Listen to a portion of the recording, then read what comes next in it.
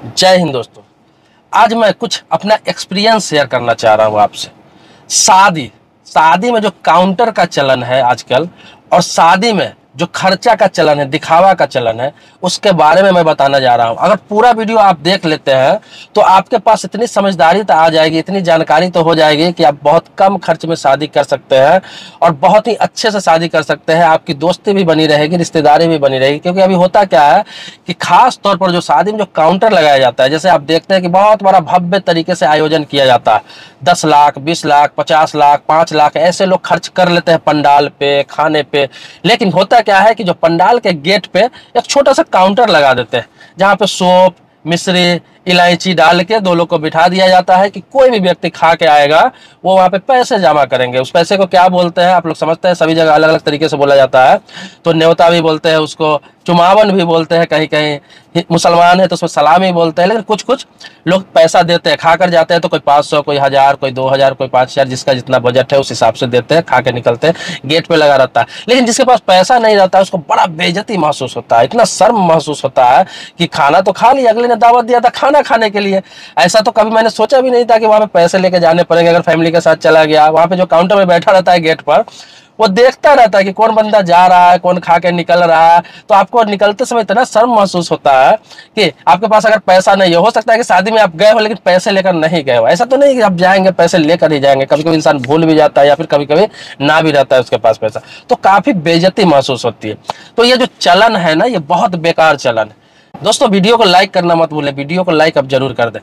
देखिए होता क्या है कि अभी है, जब कोई भी अपनी लड़की का शादी करता है या लड़का का शादी करता है तो पंडाल लगाता है, सैकड़ों लोगों को, हजारों लोगों को खाना खिलाता है। मान लिया कि वहां पे 5 लाख ही खर्चा किया, 10 लाख ही खर्चा किया, 15 लाख ही खर्चा किया, 20 लाख खर्चा किया, जो भी खर्चा किया, तो उतना खर्चा आप कर सकते हैं, उतना आपके पास बजट है। लेकिन आप उसका पैसा वसूलेंगे, मतलब काउंटर लगा देते हैं, लोग आते हैं, देते हैं, कितना वसूल लेंगे आप? 10 लाख रुपया खर्चा करते हैं तो आपको कम से कम 1 लाख रुपया या 1.5 लाख रुपया आपका चलो कलेक्शन हो जाता है। तो जब आपकी औकात ही नहीं है, एक बात बता रहा हूँ ऐसे लोगों का, जो ऐसे लोग ऐसे काम करते हैं, जब आपकी औकात ही नहीं है, आपको पैसा जब उसी से लेना है जो खाने आएगा, तो आप ऐसा करते क्यों है? मत लगाइए भव्य पंडाल, मत ऐसा आयोजन कीजिए, मत कर्ज लेके भोज कीजिए। आप सिंपल तरीके से शादी कर लीजिए। ऐसा थोड़ी नहीं कि सिंपल तरीके से आप मंदिर में जाकर शादी कर लेंगे, या फिर मुस्लिम है तो निकाह कर लेंगे, मस्जिद में जाकर शादी कर लेंगे तो आपकी भारी बेइज्जती हो जाएगी, उसका जिंदगी बर्बाद हो जाएगा। आपका तो वो 5-10 लाख रुपया भी बचेगा जो आपने पंडाल में खर्चा किया।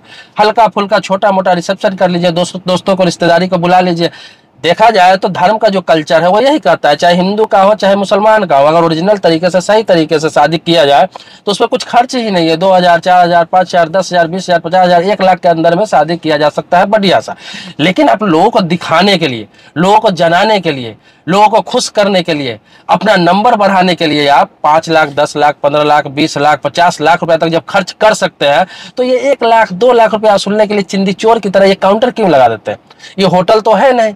लोग को तो ऐसा पता नहीं है कि मैं खाने जा रहा हूँ शादी में, तो वहां पर क्या चिकन का रहेगा तो ये रेट देना है, मटर पनीर का ये रेट देना है, ये खाना खाऊंगा तो ये रेट देना है, पुलाव का ये रेट देना है, बिरयानी का ये रेट देना है। ऐसा तो है नहीं कि वहां पे खाएगा और जाके देगा। अब कितना भी इंसान खाता है वहां पे, कम खाए ज्यादा खाए, 500, 1000 लोग देकर आता है।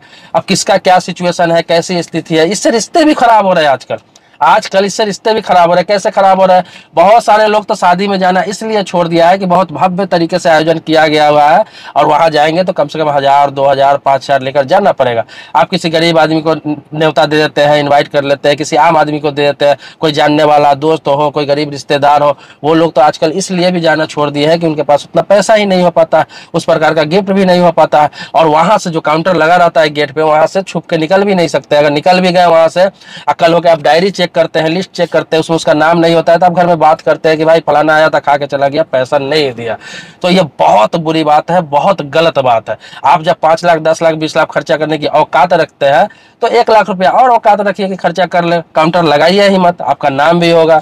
अब आजकल होता क्या है, कोई कोई इंसान तो ऐसा है कि उसी उम्मीद पर कि 4 लाख, 5 लाख, 10 लाख रुपया कर्ज लेकर शादी के एक रात में इसलिए उड़ा देते हैं कि चलो 2-3 लाख तो कलेक्शन भी हो जाएगा खाने पे। क्या फायदा भाई साहब, क्या फायदा? सिंपल तरीके से करो ना, सिंपल तरीके से शादी करो, कल हो के किसी को याद नहीं रहता। आप अपने लाइफ में हर साल 10 से 20 भोज खाते ही होंगे, 10 से 20 शादी अटेंड करते ही होंगे। अपने जीवन में देखा जाए तो सैकड़ों नहीं हजारों आपने भोज खाया होगा, हजारों शादी अटेंड किया होगा अपने लाइफ में, लेकिन कितने लोगों को आप याद रखते हैं? कितने लोगों का आप नाम लेते रहते हैं? कितने लोगों का आप हमेशा तारीफ करते रहते हैं? नहीं। एक रात में लोग खाता है, कल होके ज्यादा से ज्यादा कल होके उसका चर्चा कर ले, उसके बाद भूल जाता है, उसको याद भी नहीं रहता कि मैंने किसी के शादी में गया था, कैसा खाना था, क्या था, कुछ याद नहीं रहता। उससे बेहतर अगले के शादी में कहीं खा लिए उसको भूल जाते हैं, कहीं होटल में उससे बेहतर खाना खा लिए उसको भूल जाते हैं। कोई नाम नहीं लेता है, कोई चर्चा नहीं करता, आपका कोई किसी प्रकार का नंबर नहीं बनता है। आप कर्ज लेके शादी करते हैं, 5 साल तक उस कर्ज को चुकता करते रहते हैं, इंटरेस्ट भरते रहते हैं, ब्याज भरते रहते हैं, आपके बच्चे भी हो जाते हैं, बच्चे भी बड़े हो जाते हैं, तब तक आप कर्ज भरते रहते हैं, लोन भरते रहते हैं। क्यों ऐसा करते हैं? ये सब करने की आवश्यकता ही नहीं है। हाँ, आपके पास दोस्त है, रिश्तेदार है, ठीक है, पूछिए। सिंपल तरीके से भी किया जा सकता है, आसान तरीके से भी किया जा सकता है, कम खर्च में भी किया जा सकता है, बिना काउंटर लगाए भी किया जा सकता है। जरूरी नहीं है कि 10 लाख रुपया खर्चा करके और लोगों से असूला जाए। इससे बेहतर है कि कम खर्च करके अगर लोगों से नहीं असूलेंगे तो इससे ज्यादा आपका नाम होगा, इससे ज्यादा तारीफ होगा, इससे ज्यादा वाहवाही आपका होगा। अक्सर आप देखेंगे कि लड़की वाला हमेशा बोलता रहता है कि भाई लड़की वाला गरीब होता है, उसके पास पैसा नहीं है, बहुत दिक्कत में चल रहा है, बहुत तकलीफ में चल रहा है। लेकिन होता क्या है कि जब उसकी शादी होती है तो आप देखेंगे कि 2-2 लाख, 3-3 लाख, 5-5 लाख रुपए का पंडाल लगता है, 1000-2000 लोग बाराती में आते हैं, उसको भव्य तरीके से खाना खिलाया जाता है, भव्य तरीके से आयोजन किया जाता है। इसी प्रकार से लड़का वाला को मैं बता रहा हूँ, लड़का वाला भी बहुत ज्यादा बदमाशी करते हैं कोई कोई, कि 1000-2000 लोग को बारात में लेकर जाते हैं, भव्य तरीके से गाड़ी का लाइन लगा देते हैं। जब शादी होके वही लड़की आती है तो कल होके उसी को उसकी माँ, उसका बाप ताना मारने लगता है कि तुम्हारा बाप ने ये नहीं दिया, तुम्हारा बाप ने ये नहीं दिया, तुम्हारे माँ ने ऐसा नहीं किया, तुम्हारे माँ ने ऐसा खाना नहीं खिलाया, तुम्हारे यहाँ मेरा इज्जत नहीं हुआ। लेकिन उस हरामी को कहना चाहता हूँ, उस लड़के को, हरामी को, इस टाइप का जो लोग है, जो लोग करते हैं, मैं आपको बता दूं कि साले तुम 100, 50, 150 गाड़ी का काफिला ले जाते हो, 50,000, 1 लाख, 2 लाख, 5 लाख सिर्फ गाड़ी में खर्चा करते हो, 2 लाख का बाजा कर लेते हो, 2 लाख का पंडाल कर लेते हो, लेकिन तुम्हारे घर में एक फ्रिज के लिए तुम लड़की वाला पे निर्भर हो जाते हो, एक बाइक के लिए लड़की वाला पे निर्भर हो जाते हो, घर के छोटे सामान के लिए लड़की वाला पे निर्भर हो जाते हो। शर्म करो यार। यही तुम कम करके खुद से एडजस्ट कर लेते हो, अगर प्यार से शादी करते हो, अगला पर भी लोड कम डालते हो, तो न तुम्हारा कुछ कर्ज होगा, न उसका कुछ कर्ज होगा, और आराम से सिंपल तरीके से शादी हो जाएगी। जो पैसा बचत होगा वो उससे तुम अपने जिंदगी के काम में ला सकते हो, सुख सुविधा के काम में ला सकते हो। मैं तो कहता हूं कि कोई इंसान किसी लड़की वाला से बाइक लेता है, कार लेता है, या कुछ भी लेता है, और अपने शादी में 5 लाख, 10 लाख रुपए खर्च भी कर लेता है कर्ज लेकर, देखा जाए तो जितना का बाइक लेता है, जितना का कार लेता है, उससे ज्यादा वो अपने शादी में खुद खर्च करता है। तो साले खरीद क्यों नहीं लेते हो? लड़की वाले पर लोड मत डालो, आराम से उस लड़की को शादी करके ले आओ, अपना रिसेप्शन कर लो, हल्के फुल्के जो दोस्त है, रिश्तेदार है, उनको खाना खिला लो, बस हो गया शादी। शादी का एकदम सिंपल तरीका है, किसी भी धर्म, चाहे हिंदू हो, मुस्लिम हो, सिख हो, ईसाई, शादी का बहुत देखा जाए शास्त्र के हिसाब से, या फिर अपने धर्म के हिसाब से, मुसलमान में मजहब के हिसाब से। ईसाई सबको देखते हो, क्रिश्चियन को जाते हैं अपना चर्च में, पादरी के सामने खड़े होते हैं, दोनों आशीर्वाद लेते हैं, एग्रीमेंट बनता है, पेपर बनता है, और हो जाता है शादी उन लोगों का। कितना सिंपल तरीके से शादी करते हैं, फिर घर आते हैं, 2 दिन 4 दिन बाद एक रिसेप्शन रखते हैं, अपने दोस्त है, रिश्तेदार को बुलाते हैं, बस निपट गया। कभी अपने क्रिश्चियन की शादी में कहीं रोड पे देखे बैंड बाजा बजते हुए, कहीं पंडाल लगा के भव्य तरीके से आयोजन करके उसमें काउंटर लगाते हुए, कहीं पे धूम धड़ाका करते हुए, पटाखा छोड़ते हुए? वो लोग भी करते हैं, बड़ा सिंपल तरीके से करते हैं। एक छोटा सा बारात घर ले लेते हैं, या फिर कहीं रिसेप्शन हॉल बुक कर लेते हैं, कहीं रेस्टोरेंट बुक कर लेते हैं, सिर्फ रिसेप्शन के लिए छोटा सा पार्टी देते हैं, और शादी तो बिल्कुल सिंपल तरीके से करते हैं। सिर्फ लड़का वाला के घर वाला, लड़की वाला के घर वाला चर्च में जाते हैं, दोनों आसानी से शादी कर लेते हैं। उतना ज्यादा भव्य आयोजन वो लोग नहीं करते, इसीलिए वो लोग संपन्न भी होते हैं। ये ज्यादा आजकल हम लोगों के हिंदू और मुस्लिम में इस तरह का कल्चर चला हुआ है कि शादी में एक रात में 10 लाख, 20 लाख, 50 लाख फूंक दिया जाता है, और उम्मीद रखा जाता है कि चंदा भीख की तरह मैं लोगों से पैसा वसूलूं काउंटर लगा के।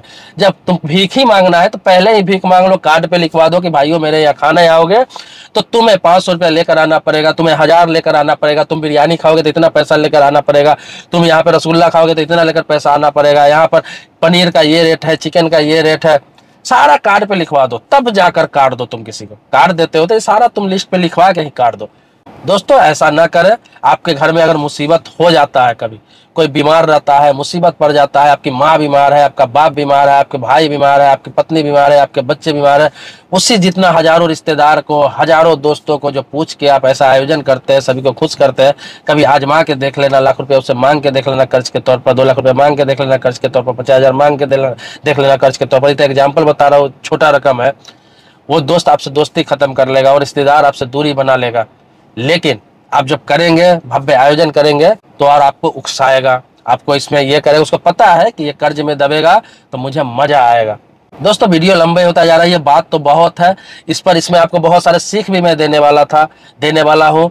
भविष्य में फिर कभी वीडियो बनाऊंगा, चाहे वो 1 हफ्ते बाद हो, 10 दिन बाद हो, 15 दिन बाद, इस टॉपिक पर पूरा विस्तार के साथ में वीडियो बनाऊंगा, हर चीज बताऊंगा, एक एक पहलू पे नजर डालूंगा।